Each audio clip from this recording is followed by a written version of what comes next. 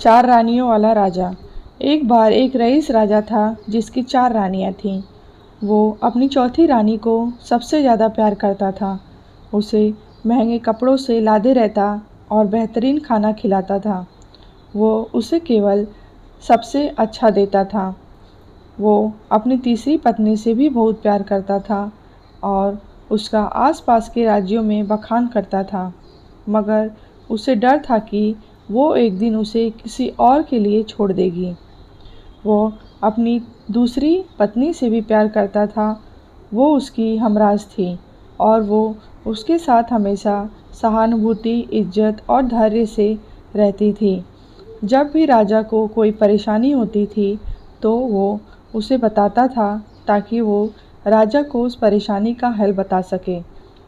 राजा की पहली पत्नी राजा की सबसे वफादार थी और राज्य और उसकी दौलत बढ़ाने में बहुत मदद करती थी, मगर वह अपनी पहली पत्नी से प्यार नहीं करता था। एक बार राजा बीमार पड़ गया और उसे समझ आ गया कि उसके पास समय बहुत कम है।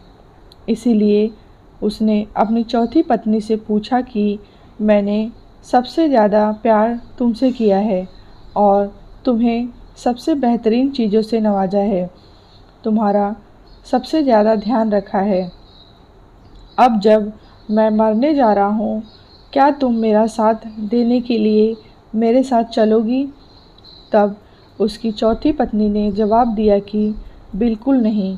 उसकी बात राजा के दिल में छुरी जैसी चुभी। अब दुखी राजा ने अपनी तीसरी पत्नी से पूछा कि मैंने सारी ज़िंदगी तुमसे प्यार किया, अब मैं जा रहा हूँ, क्या तुम मेरे साथ चलोगी? नहीं, ऐसा तीसरी पत्नी ने जवाब दिया। ज़िंदगी बहुत अच्छी है और जब तुम मरोगे तो मैं दोबारा से शादी करूँगी। अब राजा का दिल बैठ गया था और वो अब ठंडा पड़ गया था।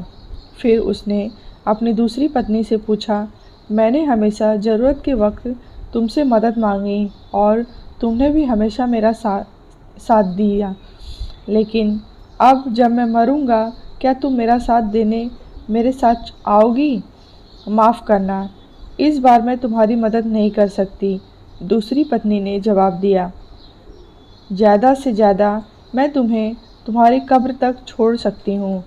उसका जवाब बिजली की तरह राजा को लगा और बेहद दुखी हो गया। तभी एक आवाज़ आई, मैं आपके साथ चलूँगी और जहाँ आप जाएंगे वहाँ आपके साथ चलूँगी।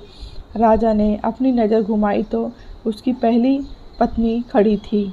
वो बेहद कमज़ोर थी क्योंकि वो खाती नहीं थी।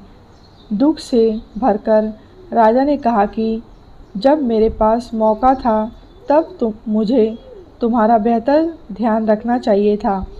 दोस्तों, इस कहानी में हमें यह सीखने को मिलता है कि हमारी चौथी पत्नी हमारा शरीर है।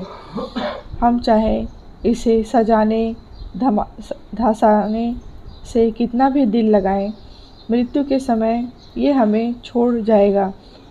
हमारी तीसरी पत्नी हमारी संपत्ति, दर्जा और दौलत है। जब हम मरते हैं ये औरों को मिल जाती है। हमारी दूसरी पत्नी हमारा परिवार और समीगढ़ है। चाहे वो कितना भी हमारे साथ क्यों न हो, ज़्यादा से ज़्यादा वो हमारे साथ शमशान तक ही आ जाएगी, पर उसके आगे नहीं। हमारी पहली पत्नी हमारी आत्मा है जो अक्सर दौलत, ताकत और अहंकार के सलाए बेध्यान हो जाती है, मगर हमारी आत्मा ही एक ऐसी है जो जहाँ हम जाएंगे वहाँ तक जाएगी। इसीलिए इसे उपजाएं, ताकतवर बनाएं और इसका आज से ही ध्यान रखें। यही दुनिया में आपका सबसे बड़ा तोहफ़ा है। यह कहानी आपको अच्छी लगी हो तो लाइक करें, शेयर करें।